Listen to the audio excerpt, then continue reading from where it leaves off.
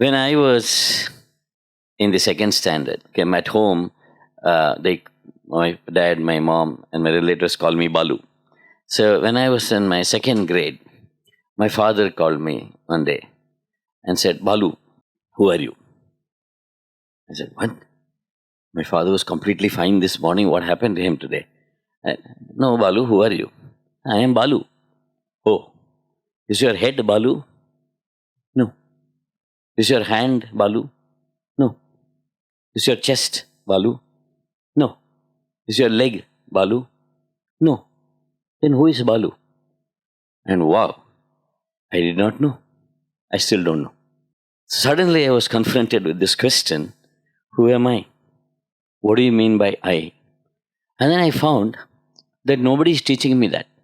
I went through school, I studied biology, I studied physics, chemistry, geography, social sciences.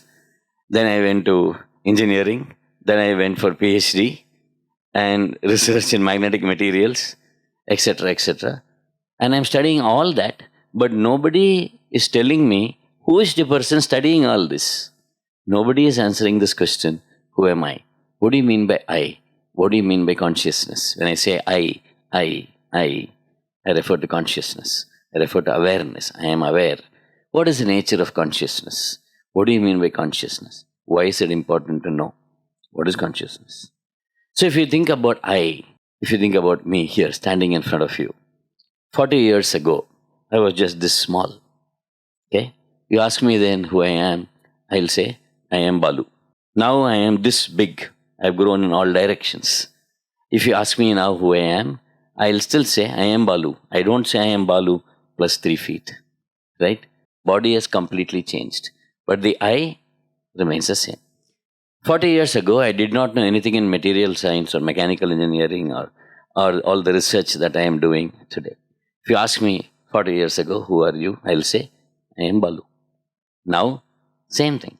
I am Balu. I don't say I am Balu plus knowledge of mechanical engineering and material science and physics or all that stuff. The mind has completely changed. The intellect has completely changed. Yesterday, I was very sad. Today, I may be very happy. I don't say I am Balu minus sorrow plus happiness. Emotions have changed. The mind has changed. The body has changed. The intellect has changed. But the I is an unchanging witness. Can you all please rub your hands? Now, 2 minutes ago, if I had asked her who she was, she would say, I am Dr. Zina. Right now, when you rubbed your hands, you lost a few million skin cells, epithelial skin cells. You lost, they fell out from your hand. Do you say, I am Dr. Zina minus 2 million skin cells? Do you say, Dinesh, I am Dinesh minus a few million skin cells? Your body changed in front of you right now, this very instant. But I remains the same. Consciousness is unaffected by the changes in the body, in the mind, and in the intellect. So that struck me. Is consciousness apart from matter? Is consciousness and matter two different things? And in which case, is it a product of matter? Is it a product of the brain? Some physicists seem to say that it is a quantum process in the brain that creates consciousness, but not necessarily. And this is where I came across this beautiful, this is also a TED Talk, Stroke of Insight by Dr. Jill Bolte Taylor. She is a neuroanatomist, a neurologist. And one day she had a stroke. And all of a sudden when she has a stroke, one part of her brain is not working, some signals are not coming, her right hand is not moving, and she realizes she has a stroke. But simultaneously with that, she finds herself expanding. It's very beautiful and expansive. She's not able to find where she ends. She's not able to find where I start. I am not ending with this body. I am beyond this. And it is very beautiful. She doesn't want to come back. But one part of her is saying, you are having a stroke, you better call the doctor. The other part is saying, but this is so nice, I like to be here. But no, you better call the doctor. And then she reluctantly calls the doctor and then rushes to the hospital and very reluctantly comes back to this state. She calls that state the La La Land, where she was very happy, but she finds herself as consciousness beyond the confines of the body. Let's listen to exactly what she has to say. This is a TED Talk. Can I just play that 1 second? What is going on? And in that moment, my brain chatter, my left hemisphere brain chatter, went totally silent. Just like someone took a remote control and pushed the mute button, total silence. And at first I was shocked to find myself inside of a silent mind. But then I was immediately captivated by the magnificence of the energy around me. And because I could no longer identify the boundaries of my body, I felt enormous and expansive. I felt at one with all the energy that was, and it was beautiful there. Okay. All of a sudden, she calls the doctor and comes back into her body, or rather her conscious. So at that point, when I came across this, and then I came across some statements of physicists, see, the brain acts, what they say is, the brain acts like a filter or like a lens. You know, the lens focuses light. The lens doesn't produce light. So the thought was, what if the brain is focusing consciousness into the body, but not producing consciousness? And that is the paradigm shift in thinking that I'm talking about. Where is the gap between consciousness, brain, and matter? Where is the difference between these two things? So the first things we saw, consciousness is apart from matter. Consciousness need not be produced by. Because if consciousness is produced by the body, then the change in the body should affect this eye. But we just saw the eye is an unchanging witness, which means it cannot be the change seeing itself because it needs to see the change. So that's where I felt, okay, then consciousness and matter are not necessarily the same thing. Consciousness is a witness, matter is the object, I am the subject, I witness the body, the mind, the intellect. Then next question is, can consciousness affect matter? And that is where quantum physics helps us. Now, why I'm telling you all this is because I want to lead to a paradigm shift in thinking. What happens is, if you go to the famous double slit experiment, what quantum physicists said, when you take a slit and you pass electrons through the slit, it goes in and does a ping. It behaves like a particle. It goes and it hits the back screen and it behaves like a particle hitting the screen. It behaves just like a particle. Just when you throw a stone into a lake, you get some ripples from the lake, right? Now, when you throw a second stone into the lake, what happens is this ripple will talk to the second ripple. And what happens is, where one top comes to the other top, they go twice in this direction. Where the bottom comes to the other bottom, they go twice in the opposite direction. Where the top meets the bottom, they cancel each other. That's called interference. So what happens when you throw two electrons at a time? That's exactly what happens, is that they interfere and behave like a wave. What quantum mechanics is trying to tell you is that observer is affecting the experiment. When you set up an experiment for the electron to act like a particle, it acts like a particle. The moment you set up the experiment for the electron to act like a wave, it acts like a wave. So the observer is affecting the experiment. Physicists said that is total nonsense.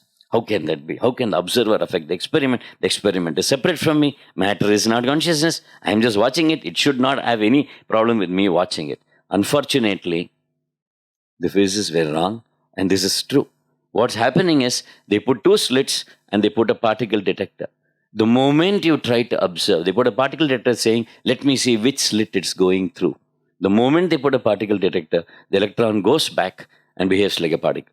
So when you open one slit, it behaves like a particle. When you open two slits, it behaves like a wave. When you open two slits and just put a particle detector, it goes back and says, I'm a particle. So what the latest, very recent Nobel Prize in physics is also for this. The observation on one particle, mere observation on one particle, affects the state of another particle thousands of miles away. So what it means is that observation is affecting the experiment, means consciousness is affecting matter. First, we saw consciousness is apart from matter. Second, we saw consciousness is affecting matter. Now, if you say consciousness is affecting matter, then the question is, how is that so? Does consciousness produce matter, or matter produces consciousness? Where exactly is matter?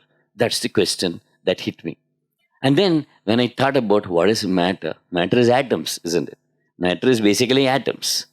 An atom is mostly empty space. 99% of an atom is empty space, which means 99% of this wall is empty space. My hand is mostly empty space. 99% of matter is empty space. So this hand is empty space. This hand is empty space. Then why does it not go through each other? Why does it stop? What is the hard surface that I am feeling? What is the surface of the wall that I am feeling if it is empty space? What you're actually feeling in physics is called Pauli's exclusion principle. What it means is you can't put two electrons near each other, they repel each other. What you're actually seeing is a force of repulsion. What you're experiencing is a force of repulsion which your mind interprets as a surface. I repeat, what you are seeing is a force of repulsion which your mind interprets as a surface. Light is reflecting all from all parts of the wall on your eye, and there is a force of repulsion all over that, and therefore you think there is a continuous surface. What does that mean then? Where exactly is the surface? If you take an electron microscope and look at the surface, it's empty space. But you see continuous surface because of the reflection of the photons on your eye. So where exactly is the surface? Where exactly is this wall? So you made a wall out of it. There is a wall here, you're saying. Where exactly is this image of the wall being formed? Where exactly is this wall? In your mind. There is something out there, definitely. But what you think you see is in your mind. Which means most of what we think, this whole drama of existence going on, is taking place in consciousness and not vice versa.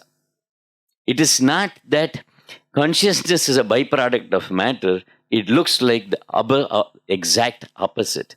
That all the phenomena that we see, the touch, the feel, the hearing, everything finally takes place in consciousness. Without the witness, there is no phenomena. The first point is consciousness is apart from matter. The second point is consciousness affects matter. That's what your dual slit experiment says. And the third point is it could be the exact opposite. That all things are happening in consciousness, in which case is matter also a projection of consciousness. And that is the point when I hit upon Vedanta. When it talks about the three states of consciousness, all of us experience three states of consciousness. The dream state, the waking state, the deep sleep state. King Janaka had a dream. He was a great king of Mithila, right? Sita's father. He dreamed that he was a beggar suffering for food. And he was a very powerful king. He dreamed that he was a beggar suffering for food. He got up and found that he's a king. So he went to his palace and asked this question. Last night I dreamed that I was a beggar suffering for food. I wake up and find that I am a king. Please tell me, am I the king who dreamed that he was a beggar? Or am I that beggar currently dreaming that I am a king? That's the question. Where do you separate dream and reality? See, if it's completely possible for you, if I ask you this question, is it possible for you to have a dream in which I am talking to you like this? Yes, it is completely possible for you to have a dream in which I am talking to you like this. First point. Second point, when you're dreaming, you don't know that you're dreaming, you think it is real. In which case, the first point is, it is completely possible for you to have a dream that I'm talking to you like this. And secondly, when you're dreaming, you don't know that you're dreaming, you think it is real. In which case, right now, there is nothing to tell you that you're not in a dream. There's absolutely nothing to tell you. Then you can say, how is that possible? Because every night I go, I get a different dream, but when I wake up, I see the same waking state, I see the same world. All you're trying to say is this is a longer dream. This is continuity in the waking state, is not there in the dream state. In which case, what is the only thing common between all these dreams? What is the only thing common in these dreams, between the two dreams? The dreamer is the constant. You are the constant. Let's assume in this dream you dreamt that you're a boy, and in that dream you're a girl. Oh my God. Then at that point your body becomes parts of a dream. You wouldn't know. You wouldn't know. If that story continues, you wouldn't know. I am Adam in the morning and Mary in the evening. I do not know. In this dream, you're studying electronics, and that you're a computer scientist. In this, you're happy, and that you're sad. Then what would you do? The only thing constant is the I. The story changes. The body story changes. The mind story changes. The intellect story changes. But the same self, consciousness, is a constant. And that is what Vedanta is saying. So what it basically is trying to say is, we are consciousness in which this is happening. We are not bodies that have consciousness. We are consciousness that's currently having a body. There's a complete different paradigm shift there. The moment you say your consciousness currently having a body and not body having a consciousness, something changes. What Amma says is there are 10 pots. One pot is blue, one pot is green, one pot is violet, one pot is red. And there's clear water in all those pots, and we have one sun. The sun is reflection. You have 10 reflections. There are not 10 suns. There are 10 pots, 10 reflections, but only one sun. The pots are different. So the reflections look different. One pot is blue, one pot is violet, one pot is green, etc., etc. The pots are different, so the reflections look different, but there is only one sun. Similarly, in this pot, made of the body, mind, and intellect, this set of properties, consciousness is called Bala. In that pot, it's called Preetika. In that pot, it's called Dinesh. In that pot is Advocate Hari. In that pot, Nidish, etc., etc., etc. The pots are different, but the consciousness within is the same. This is India's greatest idea. This is India's greatest contribution to the world. The discovery of the same consciousness in all beings. What happens when you discover the same consciousness in all beings? What happens when you suddenly see? So the answer to my father, Balu, who are you? Is, I am you. It is the same I in both the pots. And when I realize it is the same self in all beings, then I will disagree very agreeably. I will love all beings. And suddenly, consciousness becomes the irreducible substratum in this universe. Consciousness is the irreducible substratum of this universe. It is the same consciousness in all beings, reflected of different minds and intellects and bodies, calling itself different people and different names. Basically, it is the same ocean of consciousness, just as the same ocean permeates several waves. The same self, same consciousness is playing with itself in all these ways. When you know that, you can only love somebody else because the other person is you in another form. When I know I am one with you, I will not send a terrorist to your country. When I know I am one with you, I will not exploit you. When I know I am one with you, I will not lie to you. Therefore, what happens is simultaneously, the discovery of the same consciousness is the discovery of universal love. And that alone solves humanity's problems. Thank you.